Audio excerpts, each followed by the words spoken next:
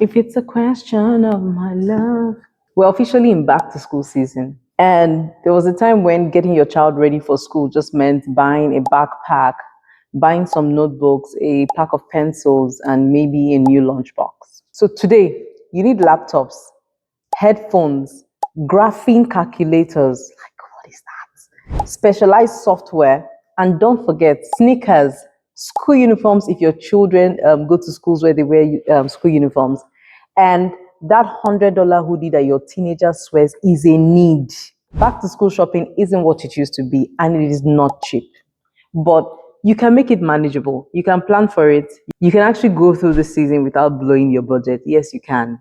So in this video, I'm going to walk you through how to set and stick to a back to school budget. So whether your child is going to grade 1 like my daughter is, or you have a child that is heading off to university, yes, those guys too, you can budget for them. So let's get into it.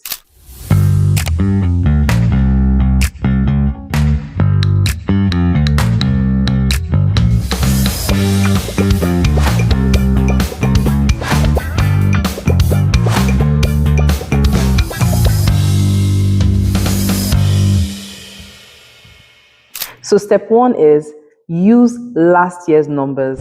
Now, I know that not everybody tracks their expenses, right? Not everybody tracks their spending, I know. And that's why we have this channel. We want to start tracking stuff. So we might not know exactly what we spend, but we can estimate. I want you to go back to your old bank statements or your credit card statements as it applies.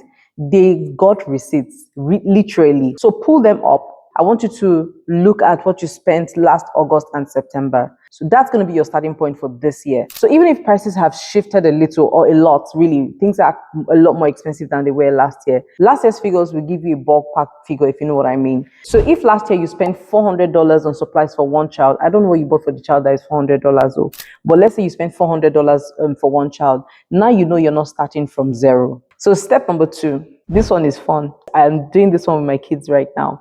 Take inventory before you spend a dime. This step alone can actually save you hundreds of dollars.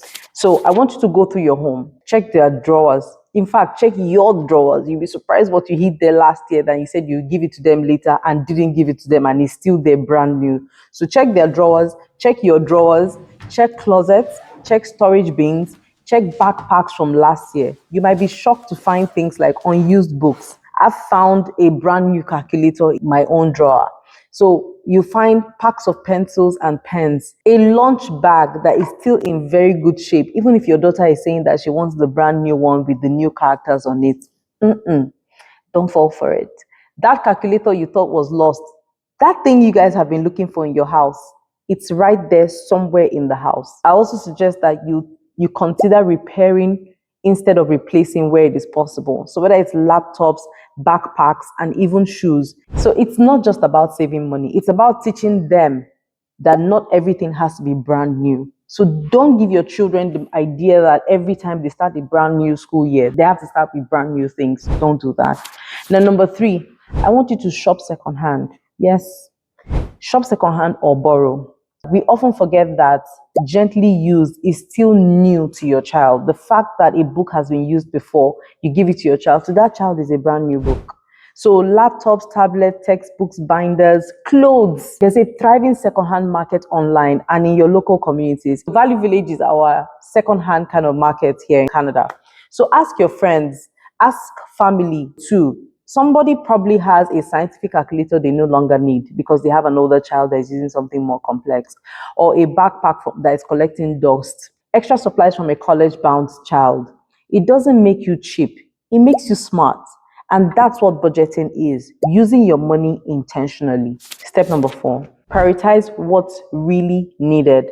Now, I was looking at a research done by Don, and I saw it, I think it was statista.com, that over 60% of back to school shoppers buy stationery items like pens and notebooks. Those are the basic things that the child needs. But here's the thing about even that, we often buy too much. Hello, parents. I want you to make a list based on the school supply list. That's if the school gives you a supply list, most of them would. Then rank the items. Must have now.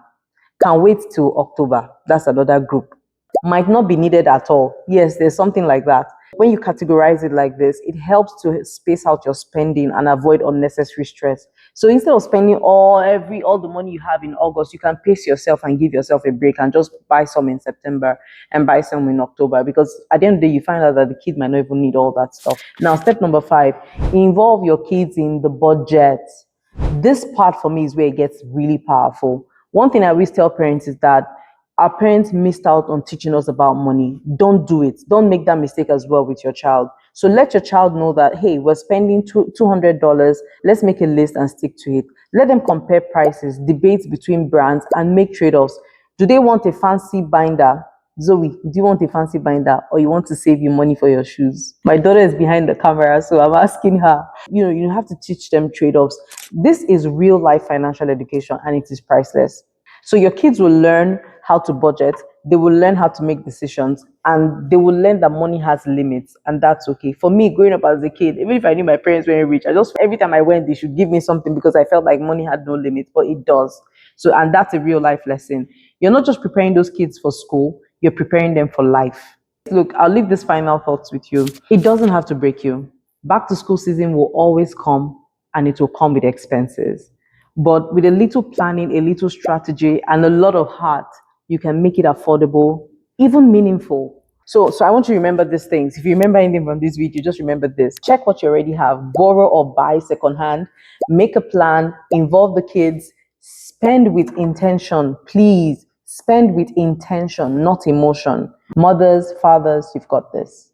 Aunties and uncles as well. They should do back to school shopping too. Your future self and your kids will actually thank you for the savings. Now go get those kids ready for school.